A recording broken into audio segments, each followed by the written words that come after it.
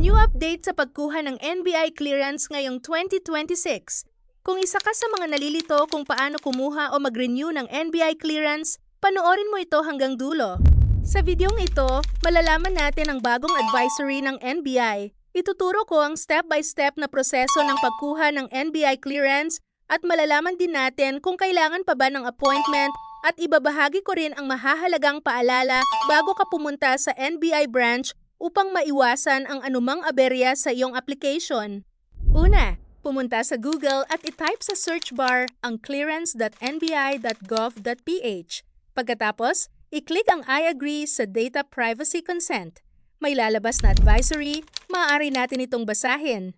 Ayon sa advisory ng NBI, ang paalalang ito ay para sa first-time applicants, renewal applicants, at renewal applicants na may ipapabago sa kanilang impormasyon. Kung magre-renew ka, ngunit may correction sa iyong dating NBI record, kahit isang letra lamang sa pangalan, maling birthday, birthplace, o iba pang personal na impormasyon, hindi sapat ang simpleng renewal.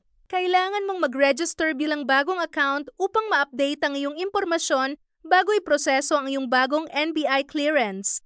Isa pa sa mahalagang paalala ng NBI ay tungkol sa valid IDs. Sa araw ng iyong pagpunta sa NBI branch, kailangan mong magdala ng 2 valid government-issued IDs.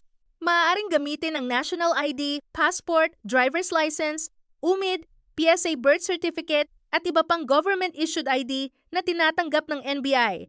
Ngunit tandaan, hindi tinatanggap ang company ID at barangay clearance bilang valid ID sa regular na pagkuha ng NBI clearance. Kung ikaw naman ay first-time job seeker na mag-a-avail ng libreng NBI clearance sa ilalim ng RA 11261, kailangan mong magdala ng barangay certificate bilang requirement para sa libreng serbisyo bukod pa sa iyong mga valid government IDs. Kapag nabasa mo na ang advisory, i-click lang natin ang close. Kung may NBI account ka na ngunit nakalimutan mo na ang iyong login details at hindi mo na ito ma-recover, maaari ka na lang gumawa ng bagong account.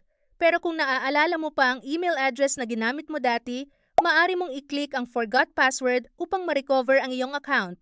May 2 paraan ng pagre-register. Una ay register using government ID. Kung ito ang pipiliin mo, pumili lamang ng valid government ID na available sa iyo.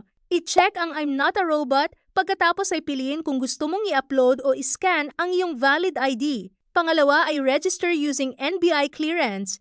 Kung ito naman ang pipiliin mo, kailangan mong magkaroon ng copy ng iyong lumang NBI clearance.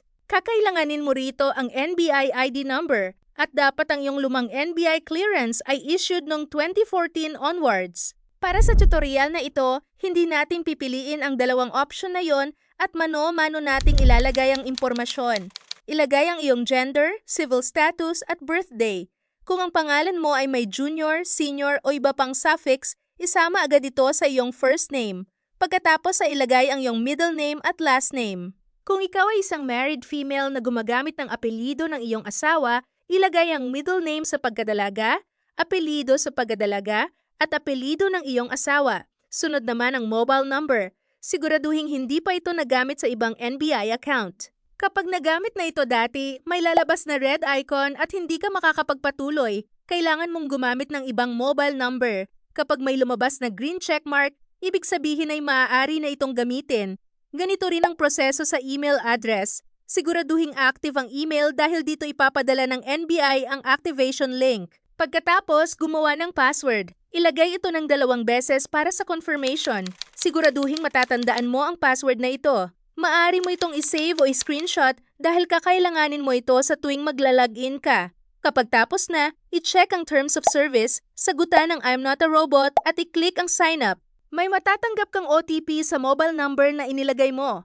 Ilagay lamang ang OTP at i-click ang submit. Pagkatapos masubmit ang OTP, makakakita ka ng mensahe na nagsasabing may ipinadalang activation link sa iyong email. Buksan ang iyong email inbox. Kung wala kang makita, tingnan din ang spam o junk folder dahil minsan ay doon napupunta ang email. Kapag nakita mo na ang email mula sa NBI, i-click lamang ang Activate Account. Kapag successful ang activation, lalabas ang mensaheng Your account is activated. Ay click ang login upang bumalik sa homepage ng NBI. Mag-login gamit ang email address at password na ginawa mo. Kapag naka-login na, ituloy natin ang pag-fill out ng iyong personal information. Lahat ng may red asterisk ay required. Sa birthplace, siguraduhing ilalagay mo ang city o municipality, hindi ang province lamang. Ganito rin ang ilalagay sa birthplace ng iyong father at mother. Sa height, centimeter ang gamitin. Sa weight naman, kilogram. Kapag kumpleto na ang lahat ng impormasyon, i-click ang Save Information. Basahing mabuti ang lahat ng detalye bago pindutin ang Submit.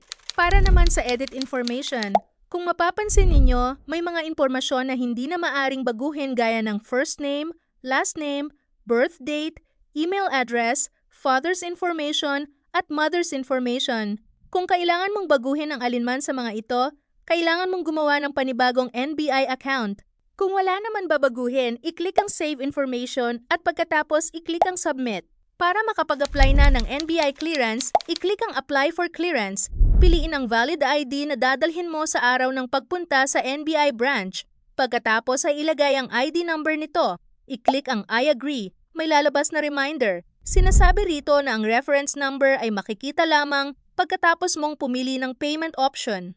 Ang reference number na ito ang magsisilbing patunay ng iyong application at kailangan itong mabayaran bago pumunta sa NBI branch upang maiwasan ang anumang delay. Kapag nabasa mo na ito, i-click lamang ang Close. Dito natin makikita ang pinakamalaking pagbabago. Kung mapapansin ninyo, wala na ang dating option para pumili ng appointment schedule. Noon, kailangan mo munang pumili ng available na petsa bago ka makapagbayad. Pero sa bagong sistema ng NBI ngayong 2026, tinanggal na ang appointment schedule. Diretso ka na agad sa payment option. Ibig sabihin, wala ka nang kailangang i-book na schedule bago magbayad. Bago pumili ng payment option, piliin muna ang NBI branch kung saan mo kukunin ang iyong NBI clearance.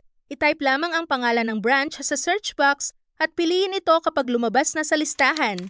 Pumili ng payment option. Marami kang pagpipilian gaya ng GCash, Maya, ShopeePay, 7-Eleven, online banking at iba pa. Sa tutorial na ito, GCash ang gagamitin natin.